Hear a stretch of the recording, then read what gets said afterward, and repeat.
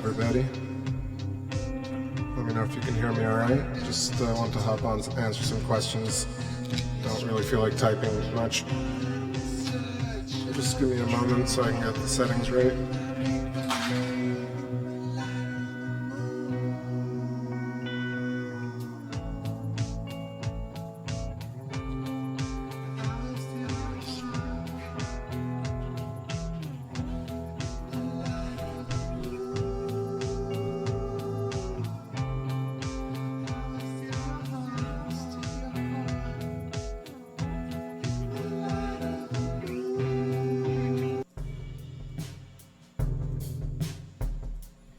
Alright, so what's going on, everybody? It is 12:14 a.m. Eastern, July 2nd. Happy Monday, and good way to kick off the week with a little bit of moon, a little bit of Mars. Really cool haze kind of coming up right now. The moon was looking really orange earlier, and I tried to get it going quick, but I had to adjust the camera and drop the memory card. That took like a solid hour of emptying out that memory card from yesterday and the day before. So anyway, we're up now. It's looking good. Just need that little controller to get the coloring right.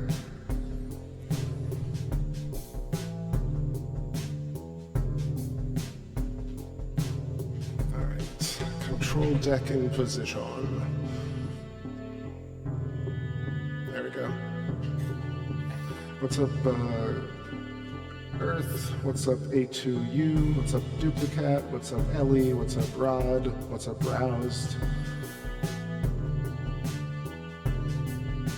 What's up, Tom? What's up, Michaela? That's all I got.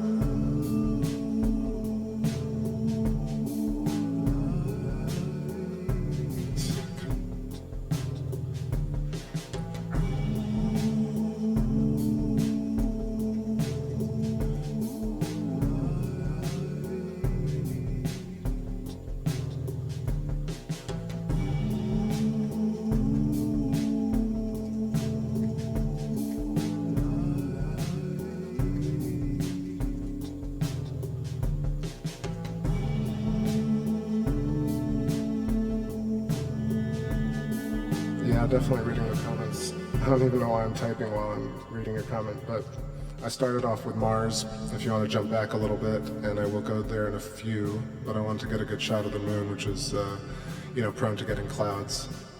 So sitting here at the moon, just wanted to respond to a few questions, and then I'll show you guys Mars again. Thanks, Ellie. Appreciate the confirmation on the audio. Yeah, I lowered the background music. Let me know if the vocals are coming out loud enough right now. What's up, the only 0506 sleaze bag? Rodstem33 says it's very hot in Montreal. Oh, didn't know that you were in Montreal, man. That's cool. J'aime beaucoup Montréal. It's such a cool city. Yeah, so I just want to respond to, let's see, what do we have?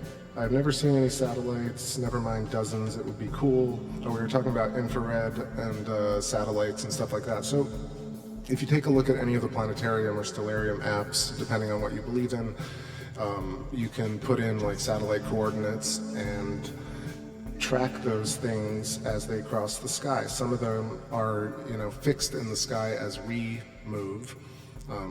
Also up to your opinion on it, but there are satellites that take about 15-20 minutes to go across the night sky if you fixate on them against the background stars. So if you look at my playlists, I have a couple of transit videos that I was referring to. There's some Hubble, there's ISS, there's some with I think Mercury and the Sun, there's a Venus and the Moon one, there's satellites and stuff across the moon, so go take a look at that and you'll see what I mean. I didn't really catch Hubble during the day necessarily, but Hubble and ISS kind of pass at 7 p.m. Sometimes it's pretty light still. But the clip I was talking about during the day, which was Venus and the Moon, is kind of pure blue skies right around the Moon and Venus, and you can see it very clearly.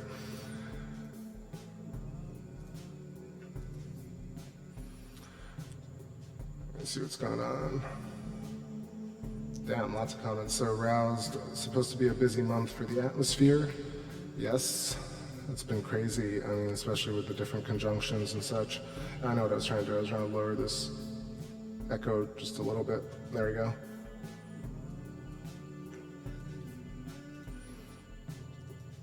What's up, Jacqueline Elvira Moreno Alvarez? What's going on? Duplicate says, lol, my bad. Watch the video at X25 speed. Audio good. That's funny. K. McCall says, in Montreal, but so humid. Joey Silve, what's up, brother? How's it going? Rodsten says, tu parles bien français? Merci. Je parle un peu. J'ai essayé de pratiquer avec mes amis ici, mais il n'y a pas beaucoup de gens qui en veulent parler avec moi. Only 0506 does the moon rotate like the Earth. The moon has its rotation cycle and also has a libration cycle, and as it orbits Earth, it turns in different ways, and it's very interesting. I mean, there are some videos that explain it pretty well. However, it depends on what you believe.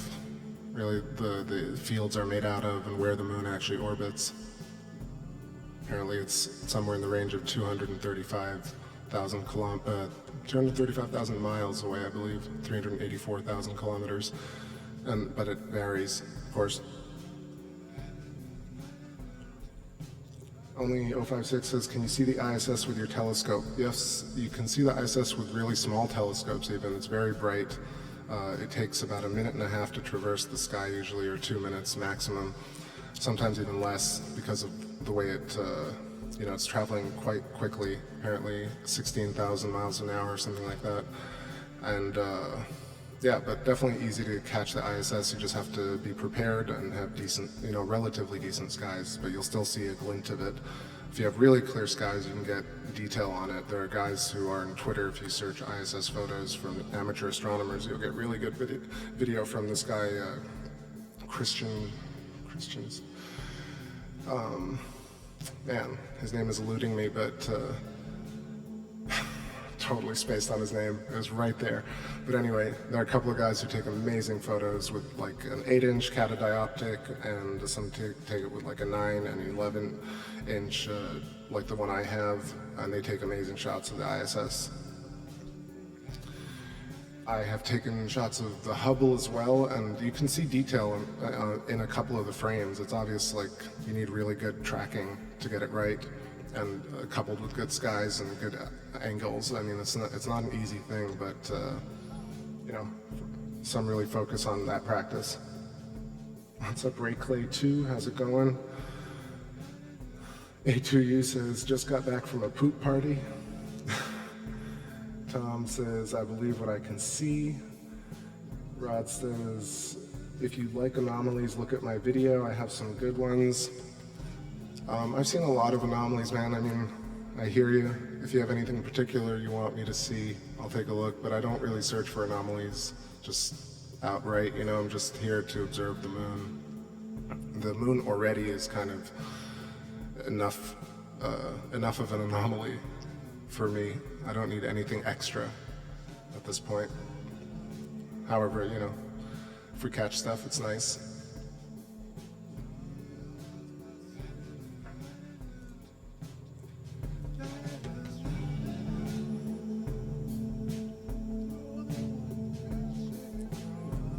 Moon rotate, moon turns clockwise. Yes, it does. Earth flattener says, wait, but don't you have any real footage of Hubble, ISS, or dozens of satellites? I do have footage of ISS and Hubble and at least, I don't know, 4 or 5 deep sky satellites, like 10,000 kilometer ones, or like geostationary ones. There's one that goes for 10 minutes, 15 minutes, that goes past Jupiter, and you can kind of see how the stars go against the satellite. You know, some have speculated that they're meteors or comets, but I'm pretty sure they look like satellites to me. They glint, and you can see them moving very easily. And I bet you a lot of the transits that all the moon guys on YouTube, including me, have caught passing in front of the moon are probably certain types of satellites as well. The ones that just look like little black orbs or little black triangles. It's almost certain there's so many satellites, you'd be surprised.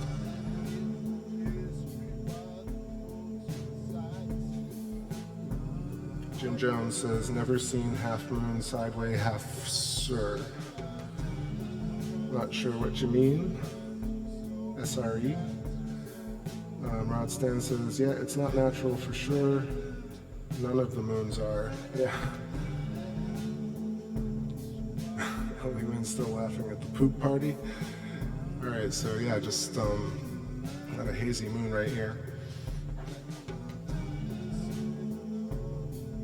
Earth, just hang out, you know, after the show, or even now if you want, just hit up one of my playlists or video archives, type in the word transit or flyby or satellite, and you'll see at least 4 to 5 videos that will hopefully satisfy your craving for that. I mean, many others have done it too, but if that's what you're asking, I mean, I'll be honest, I've seen a lot more than I've actually been able to record, because I've done tons of observation with the eye, with my eyes, and not cameras, so I've seen a lot of things up there. But I would tell you that every time I think it's weird, I check out, you know, satellite tracking software, and it's, you know, 9 times out of 10, it's what they say it is. Now, what that is, you know, that's questionable. Or that's something you want to question, that's sure. I mean, you can call it a UFO or whatever, but if there are apps that already traffic you know, like the Iridium satellites and very well-known like GPS satellites that fly in grid formations, these things are there, you know, what they are, who puts them up there, you know, all those are good questions, but they're definitely not anomalistic.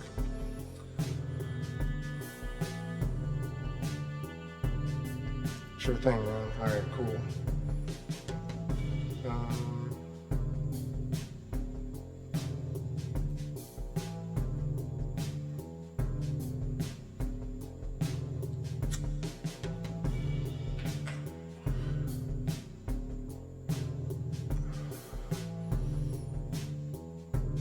Hey, thanks, Jim. I appreciate it. Only 0506 says this is fake, moon is flat. You know, I was thinking today, man, that like, not you know, just in joking, just overall, it's just funny because nothing really in nature at all is actually straight or flat at all. Everything has fractal or curves or is rough. At the very microscopic level and at the very giant level, everything has rough edges, and nothing ultimately is actually perfectly flat. So, I don't know, for what that's worth.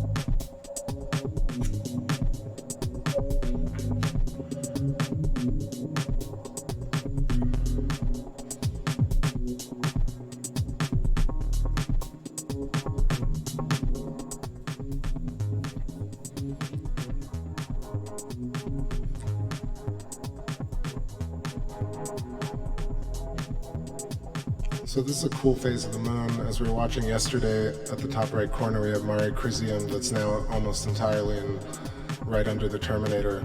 You can see at the top right there's Proclus and just that kind of rim of Mare Crisium. And bottom right corner, also like really interesting features tonight. I hope it gets a little clearer. Maybe we can zoom in on that.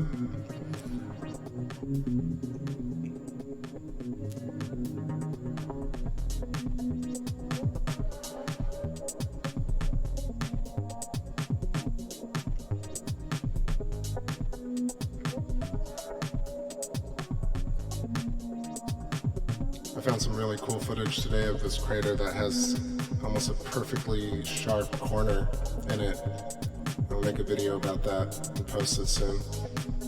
Just randomly stumbled across it. I think it's in this region actually.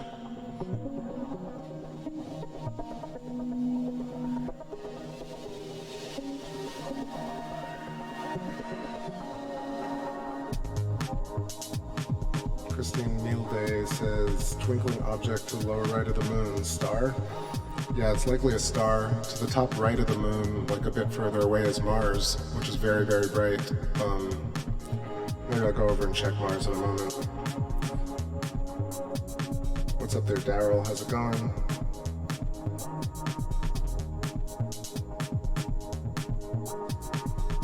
Yeah, let's scoot over and check out Mars if we can.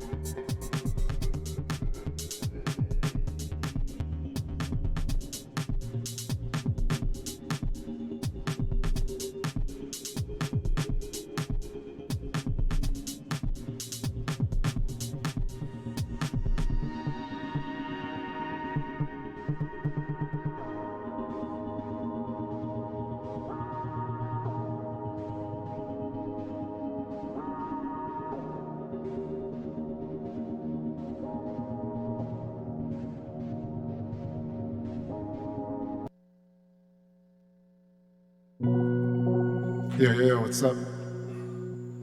Sorry. Realize how jarring that might have been. So, where are we at? 12:33 a.m. Got Mars in there. Put a 3x Barlow right now.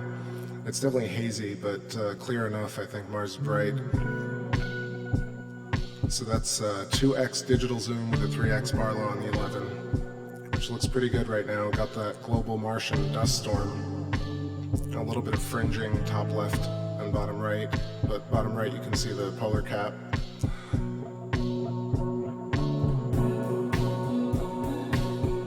What's going on, Miguel? What's going on, D? What's going on, Mega Killer? What's up, Prowl?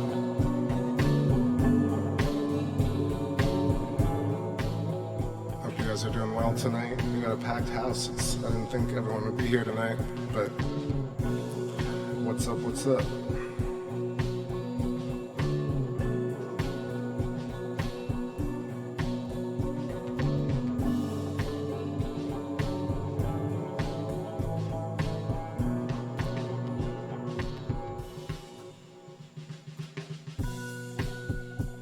What's up, Timothy Martin? And I said hi to Christine, right? Welcome, welcome. I haven't seen y'all here before. Appreciate the join.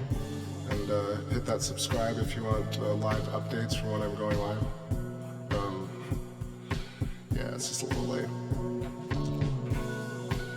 So really cool shot of Mars. I mean, I'm pretty shocked considering how hazy it looks outside. But that's sweet. Always a good blessing. Hi there, Mary. Will the sun burn your lenses if you point it at it?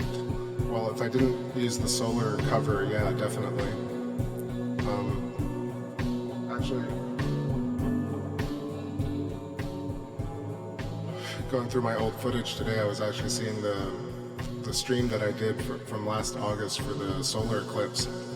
Down here in Tampa, it was 81% coverage of the moon in front of the sun, so that was like this 4-hour stream. So if you guys want to go back and check that archive, it's actually pretty sweet. That's the only footage actually of a new moon, for example. It's so hard to get that.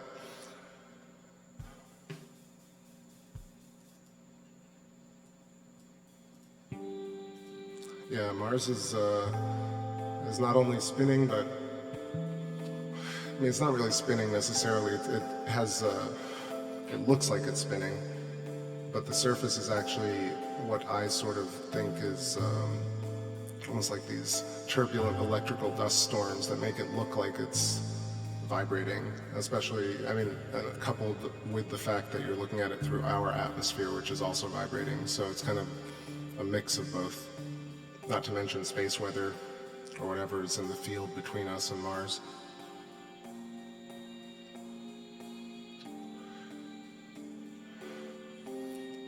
Timothy Martin says, there are people stranded on the dark side of the moon looking for a world. They don't know the Earth is here. Maybe. That'd be amazing.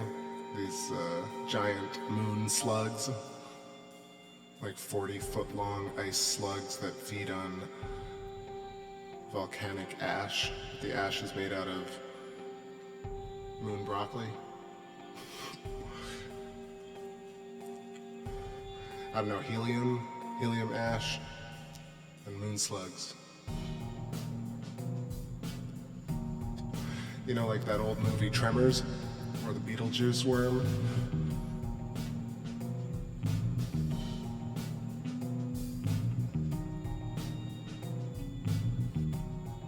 So I'm gonna hang out at Mars for a couple more minutes.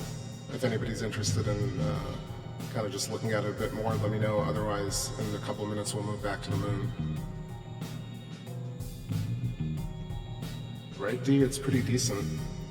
I mean, there's chromatic aberration, but even though there's a 3x lens in there, getting some decent Mars. Excuse me.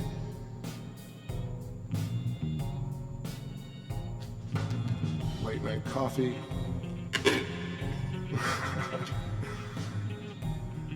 That is ridiculous.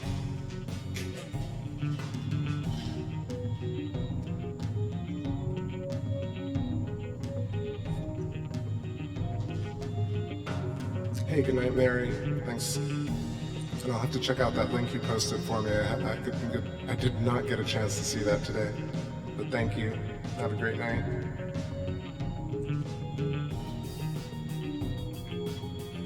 Duplicate says, today's Mars weather forecast. Cloudy with dust storms moving through at 200 miles per hour. High of minus 14 centigrade. Low of 123 Kelvin.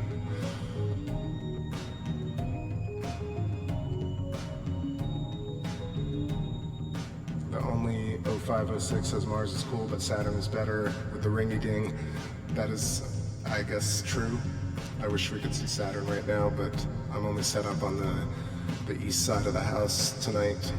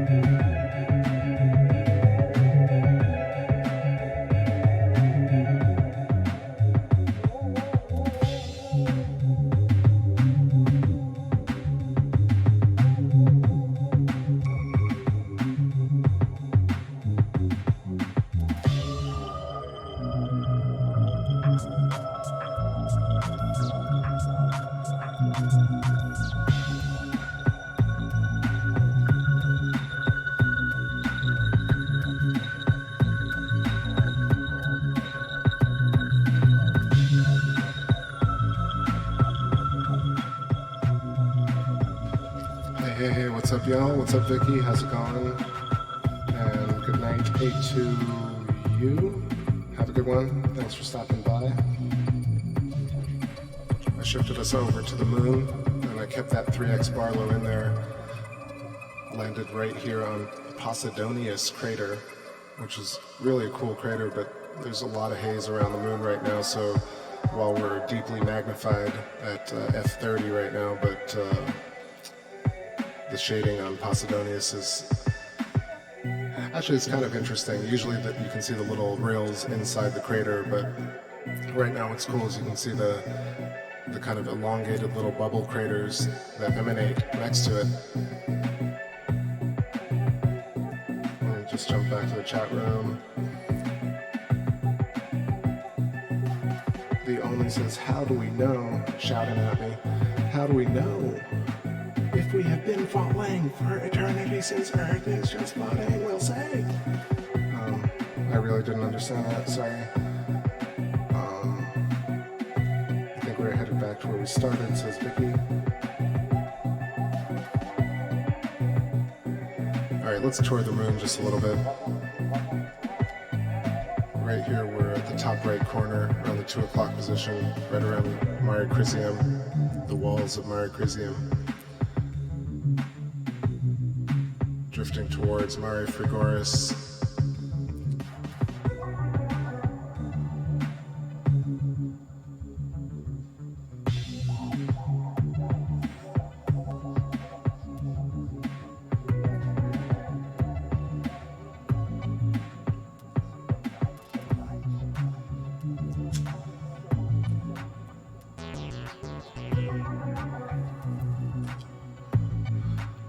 Getting Anaxagoras into frame right here. This is to the north of Plato and Mare Imbrium. Actually, it looks like it might be getting a little clearer.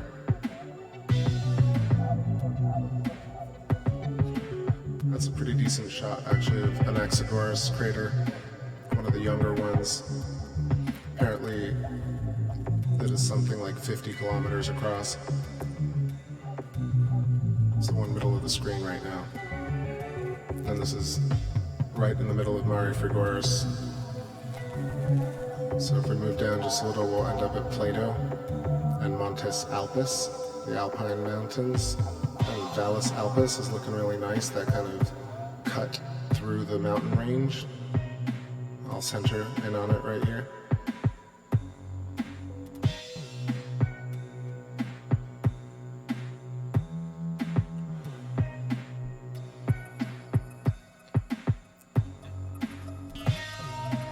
To the left of the screen is Plato crater. You can kind of see a little chicken foot and the other set of lettering. I'm not sure if you guys were here yet last night looking at the weird grouping of lettering, like 5 letters last night, something like John or Rion or something. It was interesting. Man, I'm slurring pretty bad tonight. Anyway, this is the other set of letters. This is the north of Mare Imbrium under Plato crater. It's a little too hazy to make it out, but you can kind of see the arrangement of rocks. And then to the right of that, kind of totally different looking set of much brighter mountains. I mean, these must be like 2 or 3 kilometers. Actually, a lot more than that, sorry. That's something like 10 to 20 kilometers, each of those little kind of white little ranges. And then to the left of that, there's what looks like the letter grouping is probably, what is that? It almost looks as wide as Plato crater, which is something in the range of 100 kilometers across. So yeah, not 1 or 2, more like 100. Alright, let's move down just a little bit through to Sinus Iridum, which is at a really interesting angle as it moves towards waning. And kind of see the fork over of the Bay of Rainbows. Frederick Artner, what's going on? Moon altitude is about 18 degrees. Let me confirm that. Right now it's 86.1% illuminated, and yeah, 19 degrees altitude. It's coming in 12:47 a.m. Eastern Time. Christine Milde says, TakeBackSpace, so cool I happened upon your channel. Do you think Musk's car is in space, or are you not able to discuss it? Did you happen to capture it? I tried, but I tried to log that, and I tend to try and capture rocket launches, but what happens is because of the particular angle, let me lower this music a little bit. Because of the particular angle of where Canaveral is and where they tend to launch rockets from, I don't really have a good line of sight, so I did catch a little bit of like a wisp of smoke, but nothing in detail. Do I believe the car is up in space? Depends on, I don't know if it depends. I think there's this area about 60 miles up around the Kármán line where there's a null point, null gravity zone, where I think you could probably launch things and have them just stick. And so it's very possible that there's a car up there. But, you know, it's presented as that it's in space, but I think, you know, 60 kilometers to 100 kilometers up is not really, it's more like low Earth orbit. Timothy says, Chris, if an alien knocked on your door, would you invite him in? Again, like what kind of alien, you know what I mean? Because I'm not really sure I buy into any of the stories that we've been told about aliens. In fact, you know, I've met so many human beings that are so strange and in their behavioral patterns and in their physical appearances that, you know, what is an alien going to look like necessarily? And, you know, given this, just a deeper thought on aliens and this idea, you know, so you watch these Marvel movies or whatever type of comic book movies, and you see that this character, whatever character can turn invisible, for example, when they show up in front of a camera, they stop being invisible for a second, so you can see the actor or actress playing that.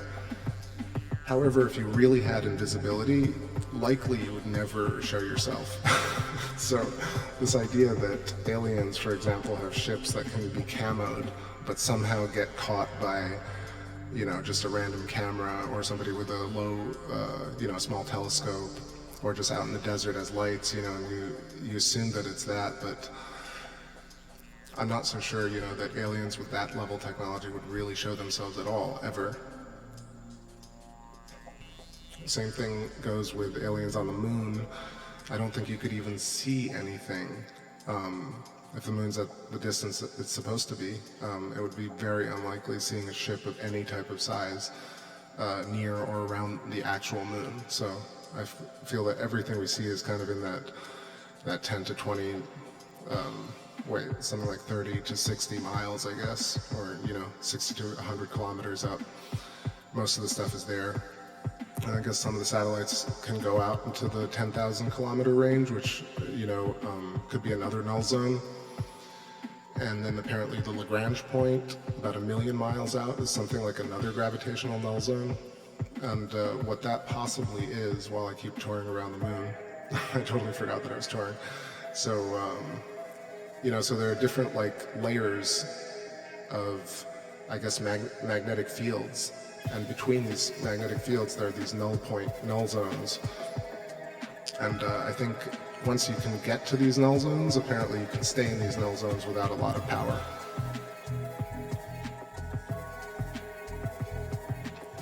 So is it possible? Yeah, maybe it's really possible. And you know, another thing is, it took me a long time to understand what orbital mechanics really meant and like how it would be possible to theoretically go to planets or the moon. You know, and really what you have to just do is orbit Earth and then increase the orbit around Earth and ultimately kind of realign with an orbit of another planet or a moon. Now, distances are really interesting in space. I provide a link in the description of my video for Halton ARP's intrinsic redshift discussion. It's a very rare talk where Halton ARP, the astronomer, did a lot of research on quasars and galaxy formation, and, you know, proved to some, to me, and to, I'm sure, others, and have definitely at least created the debate about the properties of redshift, Doppler shift relating to distance in space. And if you couple that with Electric Universe, talking about Electric Universe and several others, you know, Russellian math, you know, Walter Russell, Eric Dollard, Faraday, etc., etc. Angry Photographer Ken Wheeler talks about it. You talk about these fields, and so you have the idea of light as a perturbation, vibration in the field, and it doesn't travel. And then you have the Halton ARP's intrinsic redshift. You couple those together, and you realize there's actually a debate about like how light travels, or what if light travels at all in space.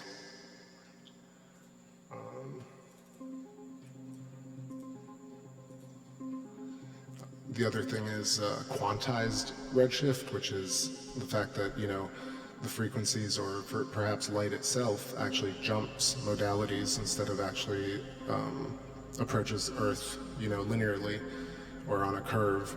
It actually maybe jumps from like one speed to another, or what we perceive as a speed.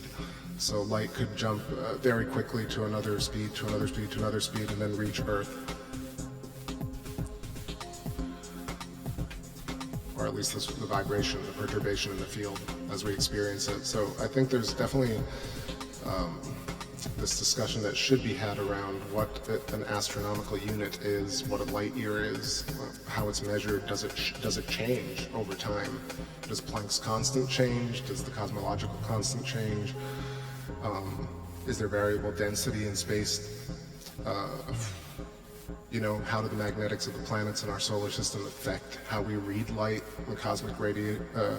The other one, there's another great debunking by the EU. They were talking about and this is Pierre-Marie Robitaille's Sky Scholar. I also link, he and Stephen Crothers talk about how the cosmic microwave background radiation experiment could definitely come from the oceans as opposed to from the actual cosmic microwave background. Therefore, you have, a lot of good pieces in the puzzle to discuss, what space is made of and how things actually work.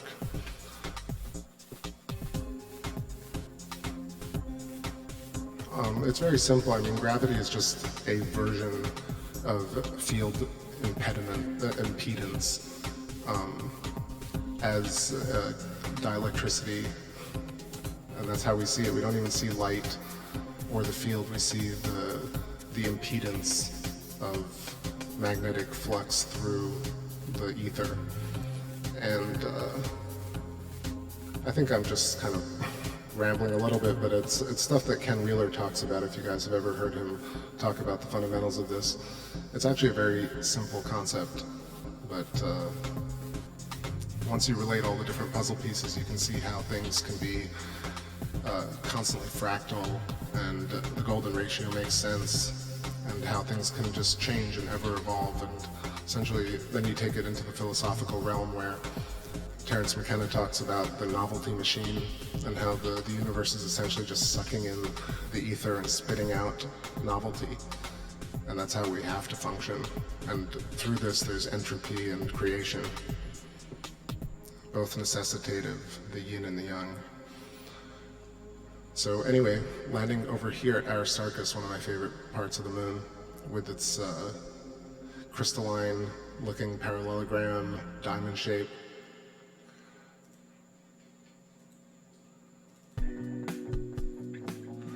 Aristarchus crater has some detail in there. You can see Schroeder's Valley as well.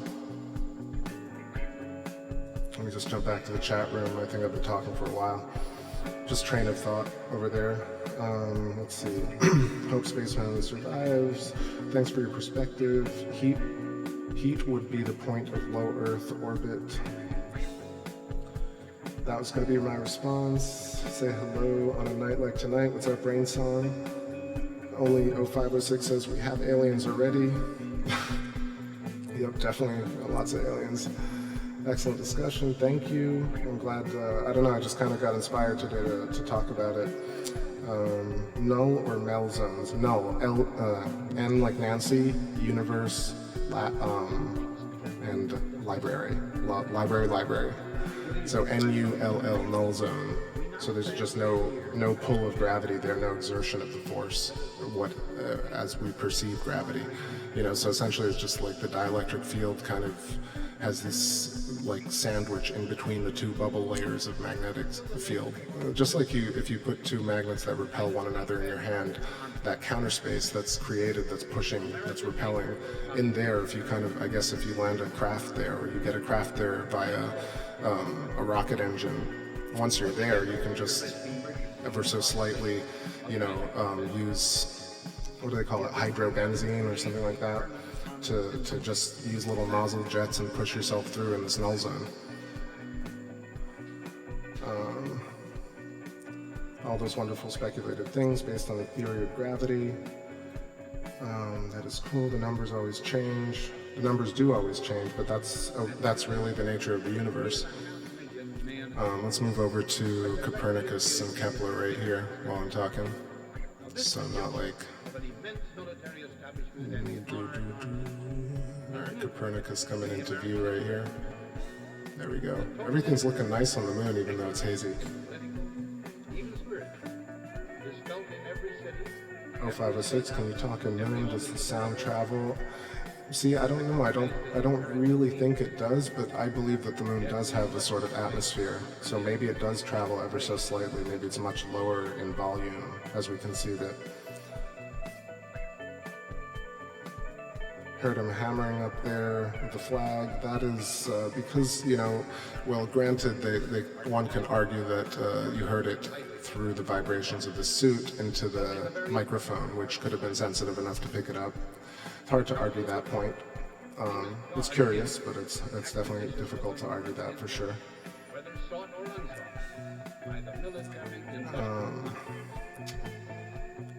There's one with two big eyes. No, sorry. There we go. And will persist. We must never let the weight of this combination endanger our liberty or democratic process. We should take nothing for granted.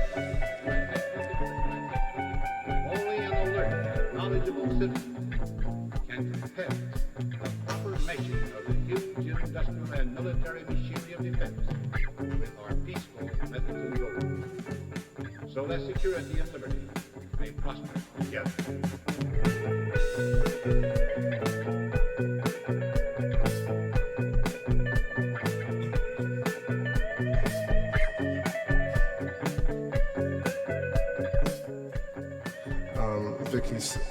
Ellie says, thanks Chris for hanging on that view, cool. While Vicky says, oh yeah, so going up right here through the, I thought you were talking about my opinion, going up through the Apennine mountain range. And let's get back to the Terminator line for a moment and see what's going on over here. I'll linger here for a while. Back at Posidonius and the rim of Mare Crisium, which was, I believe that's Proclus that we're looking at. So Vicky says, science's theory on light travel I don't believe is correct. It doesn't move like they think, or it's a vibration that is an illusion. So, you know, it does, that's what happens, you know, if you really kind of throw away this idea that we can define light and that we can put a speed limit on it, and you toss that out the window, all of a sudden you're left with this idea of like, what is the concept of light? Why do we even see it? You know, what is the vanishing point? What is the dielectric field? You know, much bigger questions than what science kind of uses to talk about light. So I think the public perception is shifting, but people really need to do a bunch of research on their own and just really get a grasp on this idea of magnetics in space and how you can have plasma filaments that look like thermodynamic reactions but are actually electrical in nature, and things that are supposed to be cold are actually hot, and things that are supposed to be really hot, like the sun, for example, might have a cold core. Similarly with Earth might have a core of ice, like I mentioned. We just think we need this dynamo, which is fueled by fire, in order to create a magnetic field, but that's been proven for sure to not be true.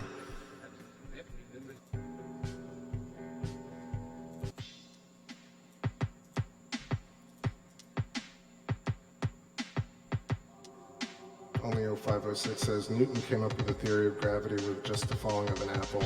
I think that's really simplistic, you know, in the way it's been presented to us, of course. But how did he know there was such a thing, since no one has experienced other planet gravities and such? You know, it's an interesting question, but it's also really almost an impossible question to answer. You know, I think there are questions that could be asked before you get to that question.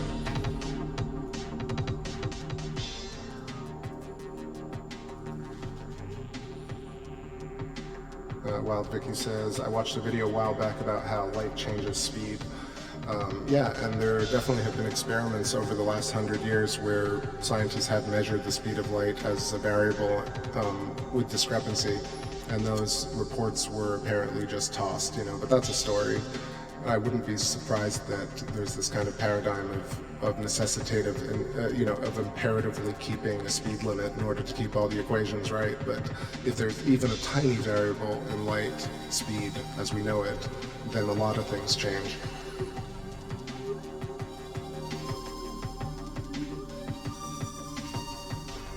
Earth Flattener says, if you believe mainstream science, can you choose what you want to believe, or do you have to eat the whole shit sandwich? I don't think you have to do anything. That's the whole point. The point about, science is that things can change all the time. And sometimes you choose to go down a path and work at it for 20 years, and it could be right and it could be wrong. And the important part is to accept that things could be wrong, that you spent 20 years making a mistake and that you can change. That seems to be the most viable way forth. And the issue that I have with a lot of the conspiracy theories, and that the reason I can sort of have learned how to smell bullshit, is you realize that really good science brings people together, and conspiracy science divides people. And so, not to say that something like the electric universe is 100% right, but if you start with electric universe as a fundamental understanding of your own self and the universe, then you can do what a lot of people talk about with deductive reasoning and kind of get to your own state of awareness. Is that another layer of the matrix? Maybe. But at least it doesn't feel like divisive science. Anyway.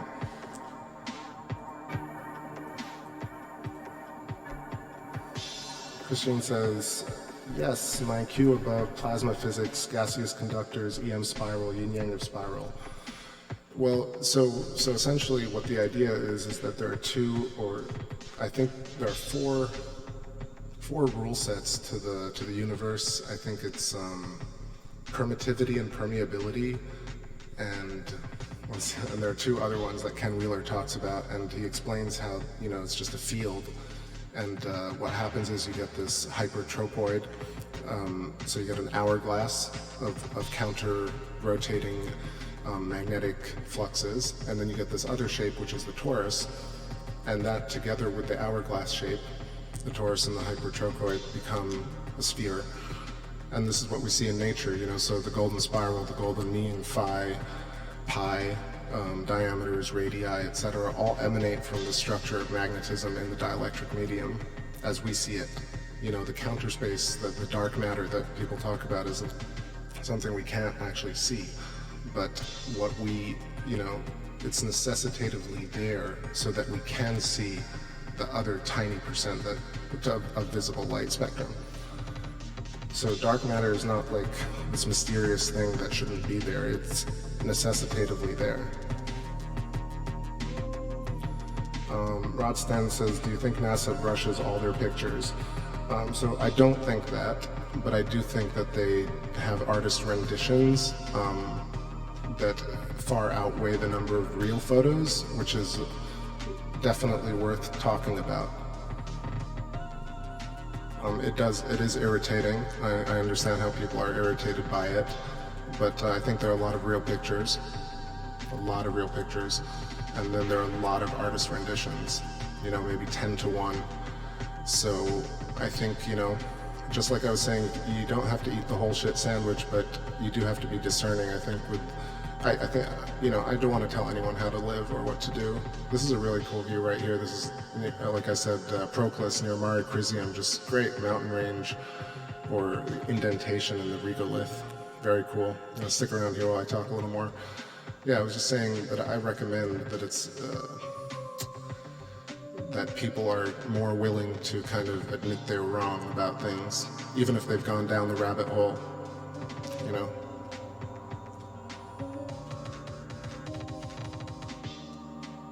I'll give you a good example. So, there are pictures of Jupiter that are undeniably Jupiter.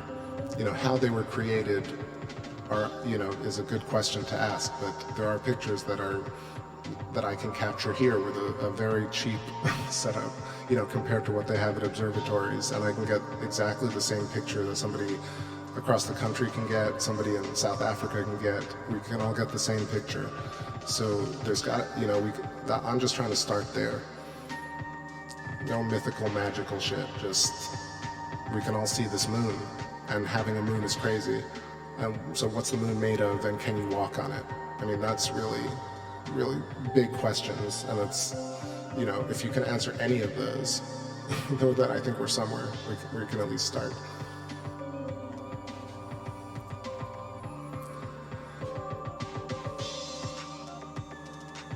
I think it's also important to understand what you mean by airbrushed and CGI and things like that. Those words get thrown around like way too much. And for example, the deep sky photographers do things called stacking. So they'll take a lot of photos. You can do that with planetary and the moon as well, where you take like a video, like hundreds and hundreds of frames, and then you have to composite those. There's just no way to present that without actually stacking it. And when you do stack it, what happens is you have a computer algorithm that, you know, sorts out the better photos from the worst photos. Like you can see the moon wobbling right now, so it'll pick the sharper ones and toss out the blurry ones, and then it'll stack like 100 photos and create like one single image. So, you know, arguably one could say that's CGI, right? Sure. But in fact, it's just a video of the moon that we're taking right now live. So if this is all fake to you, then that so be it. But if you believe that we're taking a picture of the moon with a telescope, I'm streaming it from my camera to you guys, then, you know, we could stack this image and get one of those pictures that, you know, fall under this label of CGI or airbrushing. You know, I could go in there and like airbrush out the smudge from the lens, for example. In the bottom right corner, there are two little dust specks on the inside of the scope that end up looking like two little like smudge marks. So if I wanted to put this in a book, for example, I would go in and maybe I would actually airbrush those two smudges out. You know, it's acceptable in the art world. You know, would it change your perception of what this image is if it were fake? Would it become fake if I did that? I don't know, you know. So for me, I think there's a level of airbrushing. For example, if you go to some of the Juno pictures from Jupiter, you'll see that there's this picture of Jupiter with lightning superimposed in Photoshop onto a JunoCam image. And so, you know, I think that's where that line is, where you can be like, that's kind of ridiculous. Like, if you're taking pictures at Jupiter, there's no need to impose, you know, superimpose like badly photoshopped lightning on top of it and then put it on your photo gallery with a tiny caption. You know, so there is some of that stuff where you can definitely find weird, like, airbrushing examples. But that doesn't mean that every photo is a complete fraud. It's just an impossibility.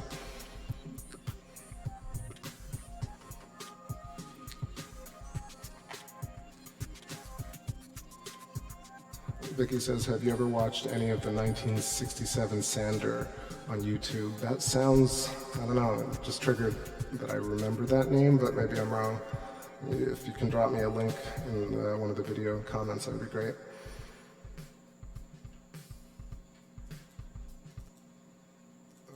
Let's see. Christine says, yes, NASA Continuous Worldview shows the clouds not moving for very long periods of time.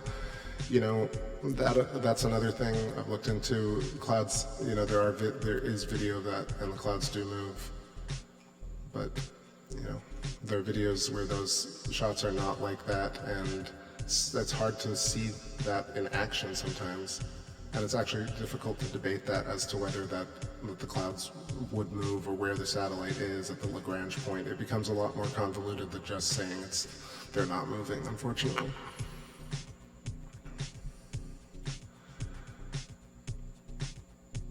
NASA spends our money, yeah, they do, but a lot of other programs do probably 20, 30-fold.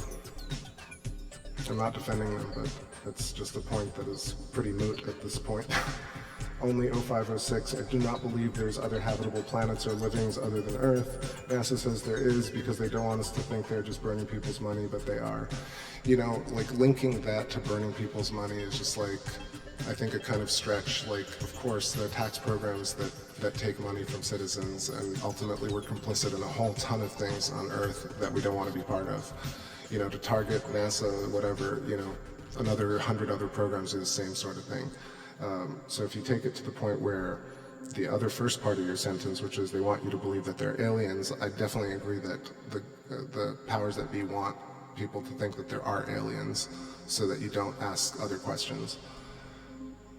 It's partly why I don't believe in aliens. Earthliner says, I believe all the footage you show is real, that's why I'm here. I just don't think anyone knows as to what the Moon Saturn actually are. Totally fair question. I'm all the way there with you, man. I have no idea what they are, why they're there, how we can see them. But those are the questions I'm asking. It seems very unlikely that like I've said this in a lot of old chats, but like the idea that there's a super race that can actually project the moon or create the moon, at that point, man, I give in. Like, it'll be cool to see that kind of level of creature. I don't really care about being enslaved by a creature like that because it's super duper impressive, I mean, to be honest.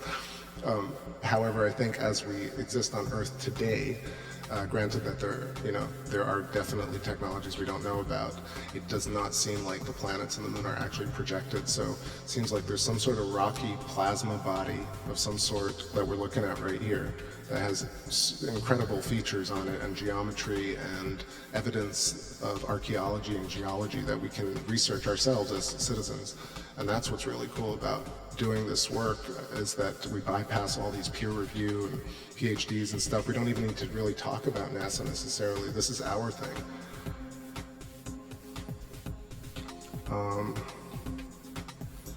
Christine says, true, and such a vast distance.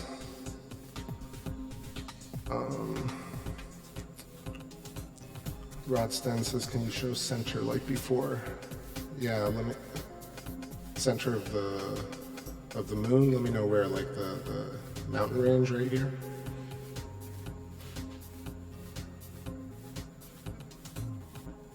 This is the Apennine mountain range to the east of Mare Imbrium. Thanks, man. I appreciate that. I try and take things with a grain of salt, but I've been part of this whole web thing. I watch it from the distance, and I think there's a lot to unpack. There's just so much to unpack. I just want my fellow citizen to be calm and to have fun and kind of just get a chance. We all need a chance.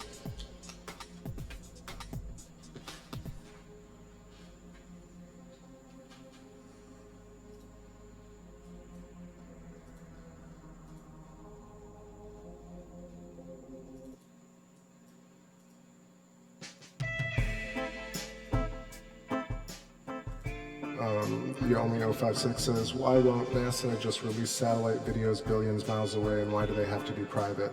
Because it's the same thing. Like I have a similar question about all the large telescopes on Earth. All of it's privatized. The answer would be, I guess, if you were to play devil's advocate, is the fact that they paid for it. Therefore, they have their scopes and they're not going to share their data with you. Another good reason why I'm doing this, because you can buy your own scope and get your own data. And as years go by, the technology vastly has improved. And it's actually cost efficient to do your own type of research. So asking why a private company doesn't share their private information is actually self-revealing. It's annoying, but it's self-revealing. Man, Anaxagoras is looking really great. Let's look at this for a moment.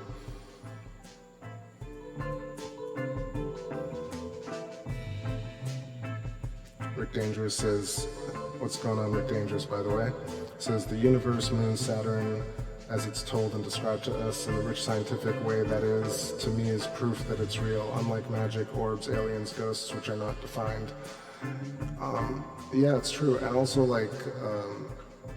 if Earth had magnetic anomalies, 1,000 years ago, absolutely you have apparitions and you have things that might look like ghosts or might have altered people, or you might have had progenitors like much larger people when gigantism was happening. So, things like giants maybe were real, things maybe like,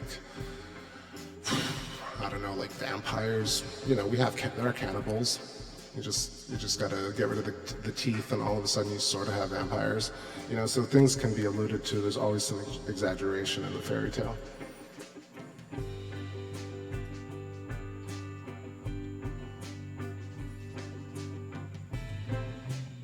Give fun a chance.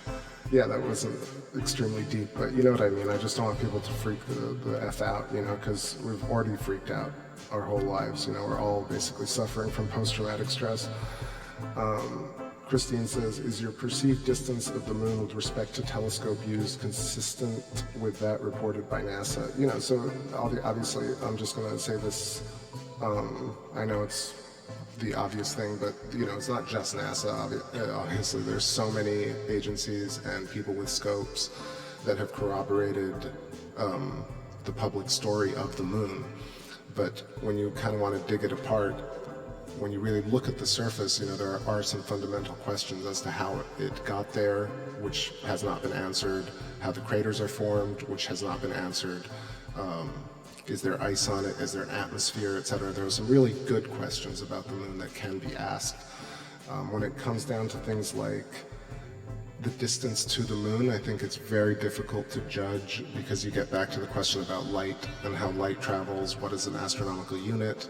What is a light second or a light minute, for example, in conjunction with consciousness and how we perceive light? So therefore, distances, you know, I can say they're 95 kilometers across, or, you know, it's 384,000 kilometers away, but does that mean that we're taking light as a linear proponent with a speed limit, or is light something that is quantized? Therefore, the moon is a different distance away, or it's magnified, or it's shrunk, or it is relatively 384,000 kilometers away, but actually a different distance away. So there are a lot of good questions about it, but nothing really concrete when you really want to get down to it.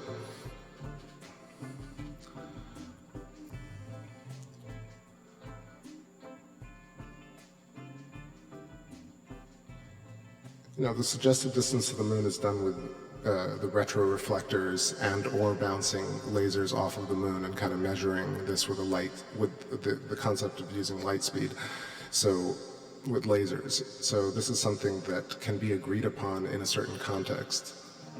However, the concept of light itself and measuring it using man-made machines, which themselves are made up using these preconceived laws, is what I'm talking about. It gets into a bit of metaphysics and philosophy about like what is the nature of light, and that's really how the distances are measured. But within the context of having light within relativity and everything, it is a certain distance away that can be measured very precisely. So you can take it for what that's worth. And ultimately, I kind of absorb the moon in both cases. I accept that it's that distance away and things are a certain size, and at the same time, I question the fact that I know what light is and whether that even is related to distance at all. And I kind of live in that happy zone, that confused, very confused happy zone.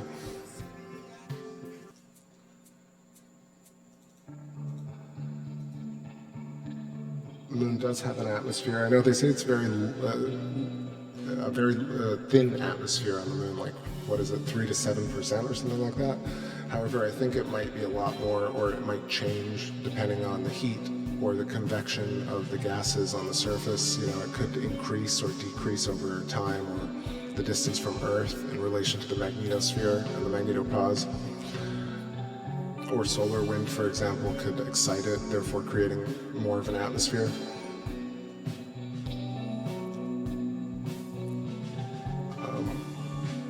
Rod Sten says it's not natural. You know, again, like, what is natural? Where's the rule book for the word natural? You know, does it have to look like a tree for it to be natural?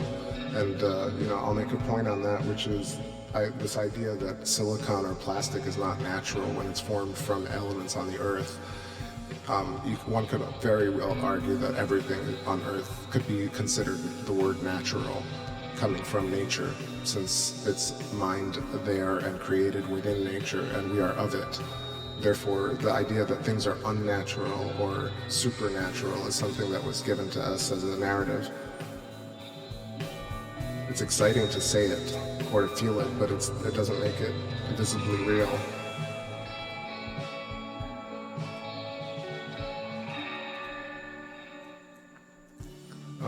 Only 056 is pushing me to talk about the moon landings and stuff. Do you believe in Neil Armstrong stepping on moon video? I do, but just want to know others' opinion.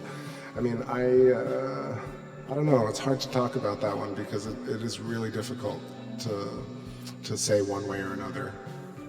I think the whole story is very interesting, and there are good questions to be asked. Again, they're definitely not the cliched ones about kind of the flag and stuff like that. It's more about the radiation, and obviously why it's not being done today, and if it's being done today, you know, that's also pretty interesting.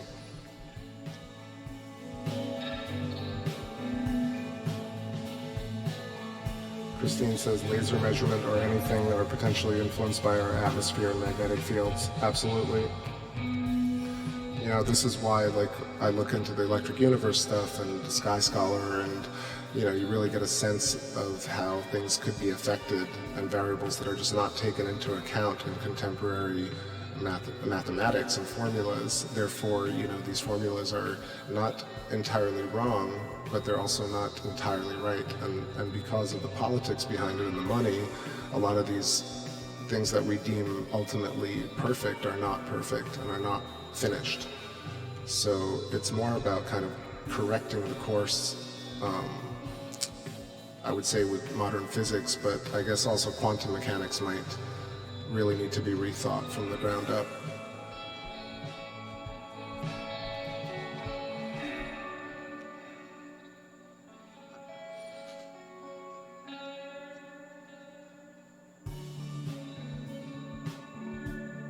Rick Dangerous about pacing steps. What did you say earlier? Let's see.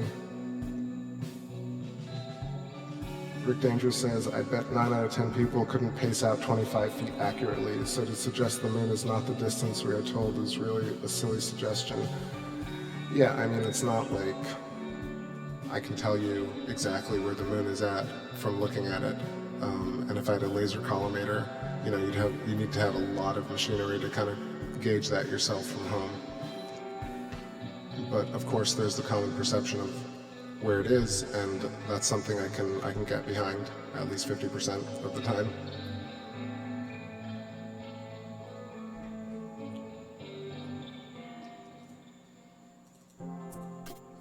Oh, 506 says, if you watch The Martian and the way the dude grew potatoes and lived in Mars, do you think it's possible to live that way?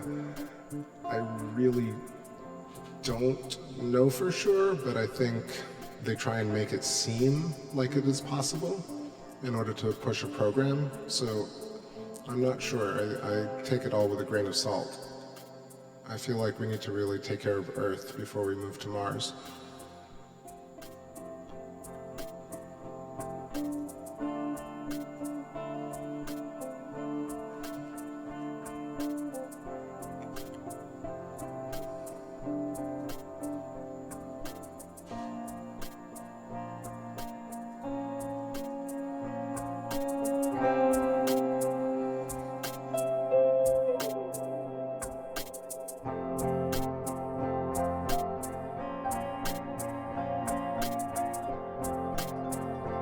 Alright, y'all, I'm going to take a little break and get us a wider shot of the moon. It looks like it's clearing up a bit. And then kind of grind it home, because got to eat something and go to bed soon. But it's been a fun show talking tonight. Getting in that zone.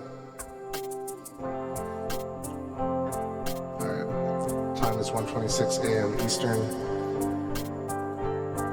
I'll be back in a few.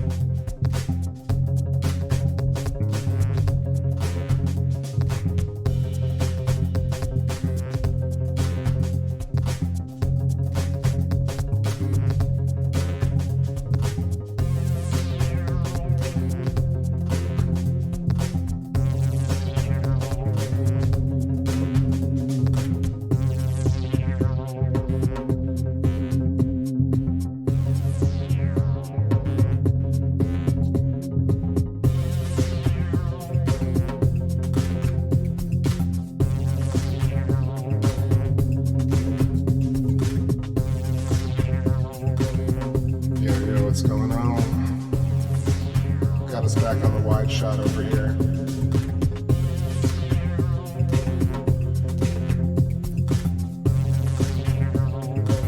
It was looking quite nice.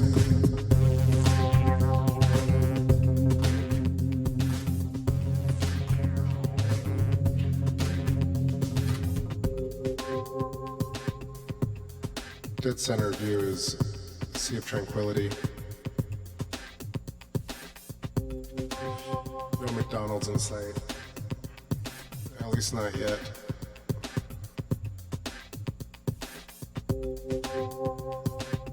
North of that, Mare Serenitatis bridging on the edge of Mare Crisium, showing really cool right now. Let's get a little zoomed in on that.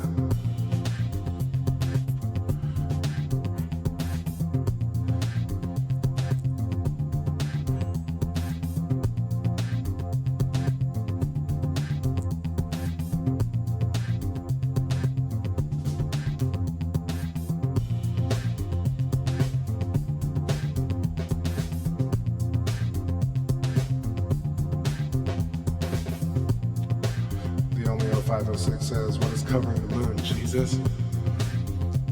If you mean the haze, it's just like, it's a smoggy night, man. Storms and whatnot. Lots of atmospherics.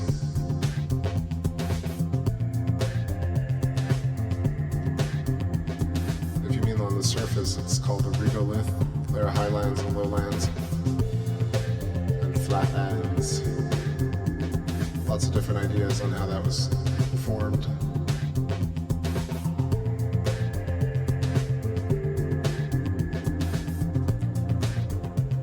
One of the theories is that these basins were formed by large impacts and then filled up with lava, and then they cooled into these regions called the Maria. Hey, take it easy, Christine, Milde. Nice to have you here.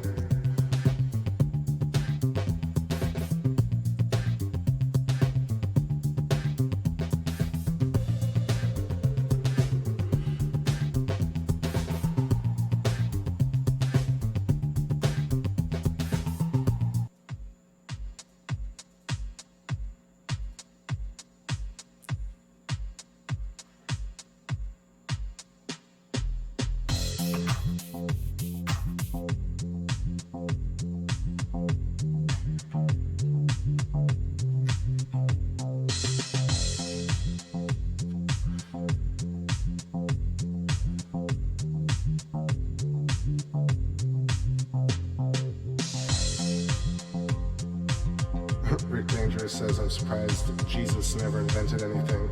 Anyone else shocked at that statement? Well, you can argue that Jesus invented sin, the concept of sin and dying for your sins. Or was at least used to propagate that idea.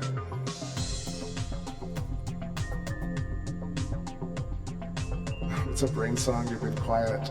Gloria. I guess you want some catch then. Here's a little bit of catch.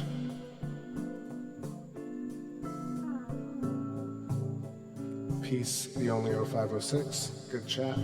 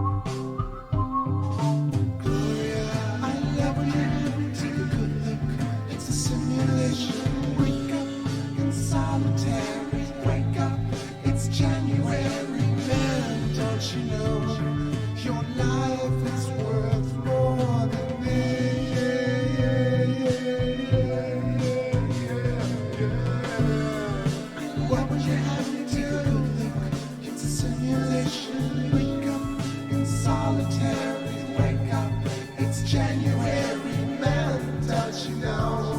Your life is worth more than me.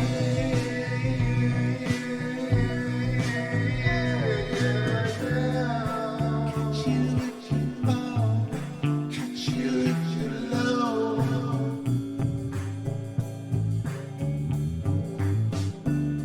The look goes high enough, as fast as you can go.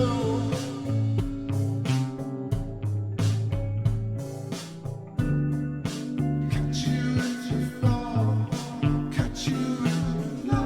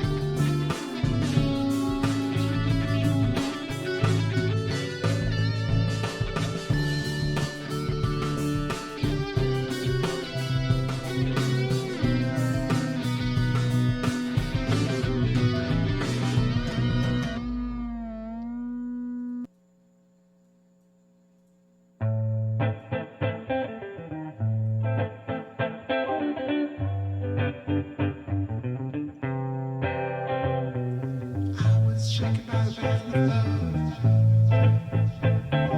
Mom never said that I had to get older. 'Cause I was thinking of calling you up to bring me back towards emotion. Let's meet down by the house of cards and watch the sun go supernova. 10,000 days on earth I've waited all alone to trip. 10,000 days on earth I've played along while the record skips. And all I got to say, we all rock the same. Oh, all I got to say, we all rock the same. Come on, high, floating slow the desert sands. There's no mirage, higher, floating slow the desert lands.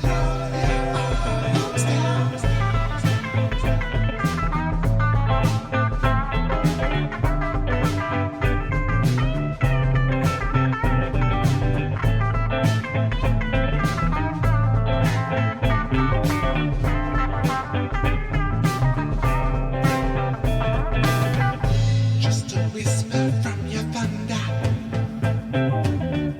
just the crackling of the rain. Don't go missing in the splendor, try to capsize my brain.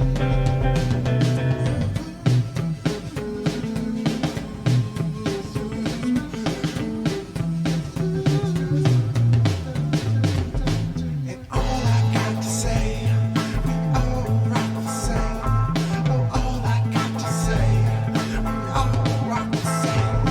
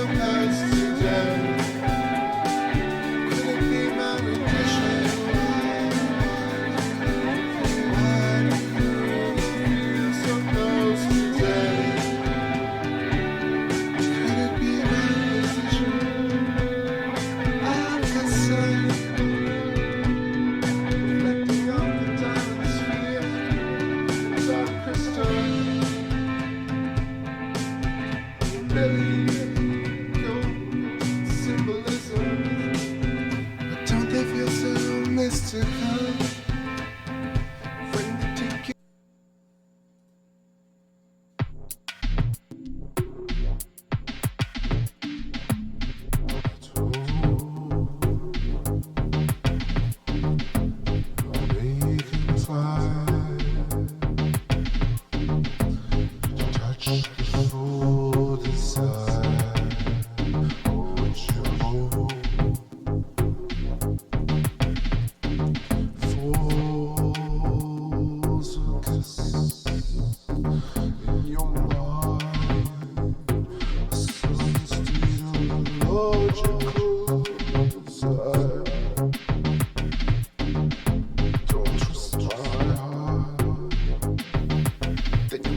Swept you up. You married your high school lover. Married you off for some kids or something. 'Cause I never had that in me. But mama, I've been waiting for you so long. Traveled across the seas for me, and then you left me crawling in Amsterdam beaches, waiting on the hotel floor for you. Then your mama came and swept you up, and you went and married your high school lover.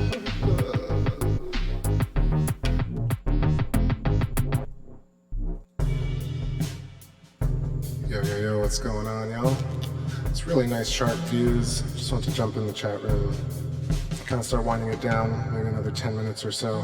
I want to answer this as Rob says, do you ever get involved with live discussions and such? I guess I'm assuming you're implying like other YouTube channels and different people. If it's that, then I used to do that a little bit, but I've refrained from it of late.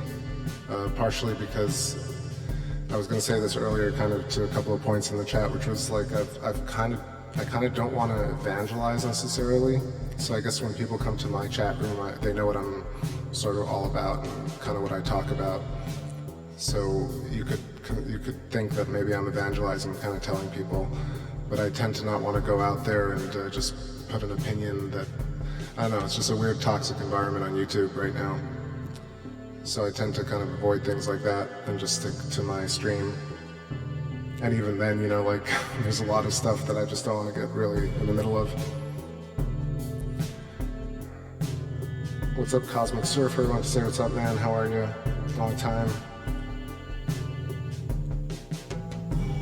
Hope the cats are doing well. And business, etc. My friend. Hope you get some clear skies soon. Yeah, I don't know. I mean, even the kind of conversations, like really just for excitement value, they kind of get off the rails. And I think the science is just so nuanced and so difficult, actually, especially for me in terms of plasma cosmology. And, you know, I'm a questioning mind. I'm into talking about things and being open to ideas. But for me, I really am enjoying this whole electric universe concept and unraveling the history behind that and Velikovsky work. And yeah, no one really needs to do it in order to make me happy. It's just for me. And you know, but if people are interested in it, I provide the links and share my opinion, and I try and always share the, you know, at least 2 sides, if not 3 or 4 sides of a different topic.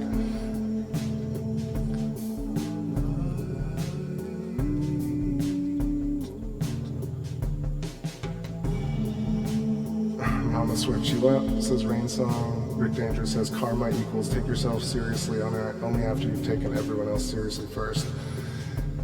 You know, what's his name? Alan Watts said something great about karma. He said karma is really what you do. It really almost translates literally to what you actually do, and it's not a past life or future life, it's actually what you're doing right now. This is your karma. It's kind of this interactive medium of how you behave, how one behaves.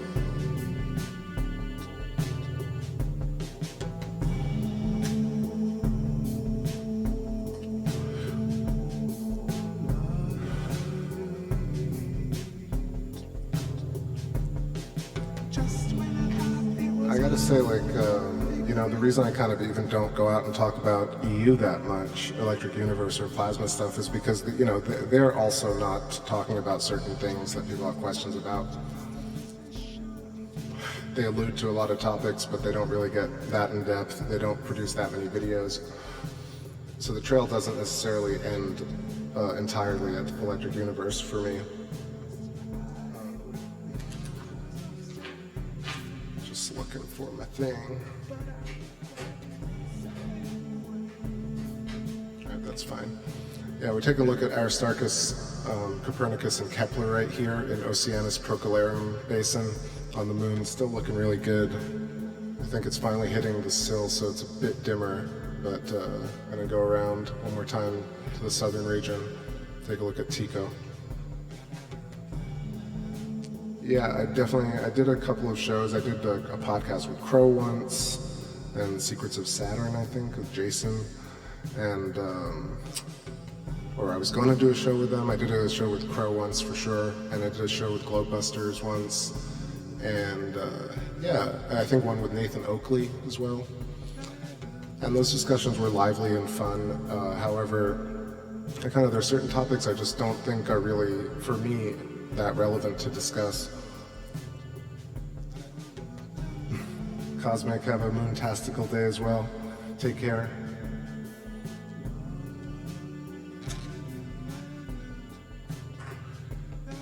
You know, and definitely when I had those conversations back in the day, those shows kind of reflect my attitude, but about really embracing your own version of space, not anybody else's, and kind of going out there and getting a scope. I think that's what I was really encouraging. I haven't heard those shows in a while.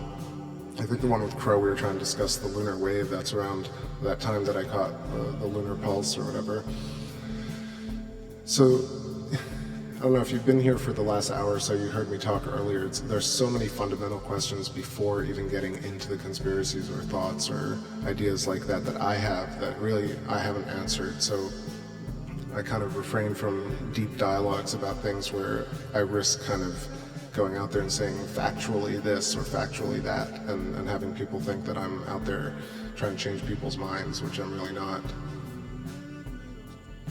I'm just trying to be a good example. And, you know, if that ends up changing minds, that's great, but I don't want to lead with that. That's not my purpose.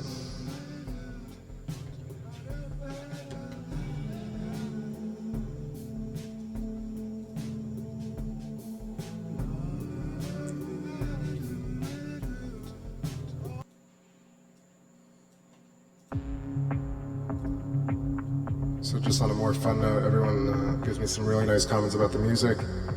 I did something fun today, which was I went through, or fun, it was excruciating, but also fun. I was going through my entire playlist, kind of sorting out, deleting all the demos, deleting all the duplicated tracks, and kind of coming up with a name of an album where I kind of grouped all the different tracks that I felt would go into right albums, and I'm sitting on like 456 tracks right now. I'm sure there are duplicates still in there, but that's something to give you an idea of all the tracks. And this is really just since, like, yeah, some are old, but a lot of them, the majority of them are written from 2015 onwards after I got into astronomy. So talk about getting inspired. It just kind of freed up a certain part of my mind that allowed me to just, I don't know, get into the music production side of it in a new way.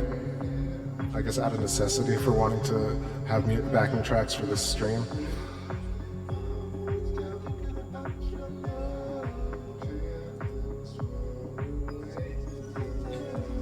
Rob says it says, when you have hundreds of hours observing the stars under your belt, no point in arguing with YouTube scientists. I hear you loud and clear. Thanks, man. You know, I'm not trying to insult anybody. You know, everybody has a chance to grow and to learn and do their work. But yeah, definitely, I don't want to argue about like out of focus pictures of Venus, for example, as like, you know, creatures in oceans in the sky, you know, stuff like that. It's much more interesting to just look at the moon, which is already that. It's already pretty crazy.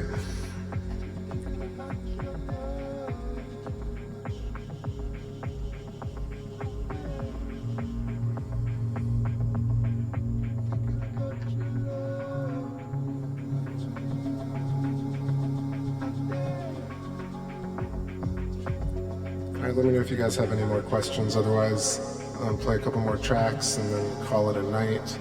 It's definitely getting dim, but we got some good views. I don't think Mars is really visible anymore, but if it's clear tomorrow, I'll be back with some Mars and maybe the moon as well. Time is 2:03 a.m. Yet another session in the books. So crazy how the years go by.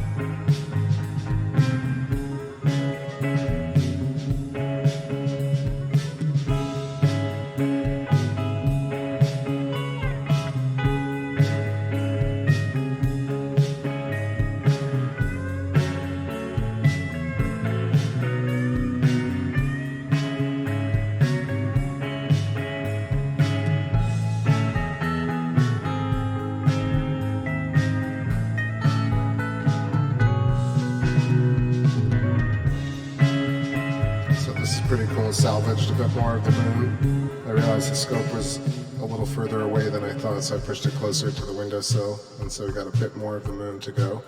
That's nice.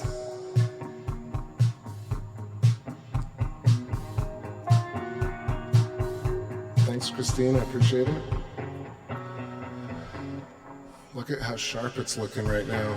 Right here's, we got Mare Frigoris, Plato, Montes Alpes, in the north of Mare Imbrium.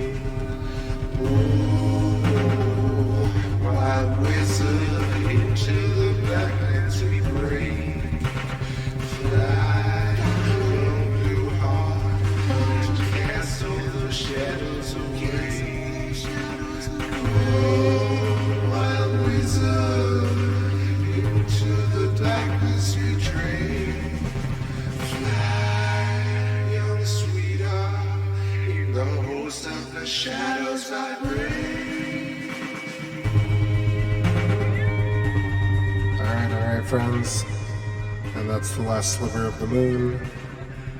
Thanks so much for hanging out, listening to me ramble about some stuff, asking all these questions. Appreciate it. All the new people, all the old space fan. I'll catch you on the next one. Have a great day tomorrow. Have a good start to your week. 2:14 a.m. Eastern. Captain signing out. Peace, everyone. Good night.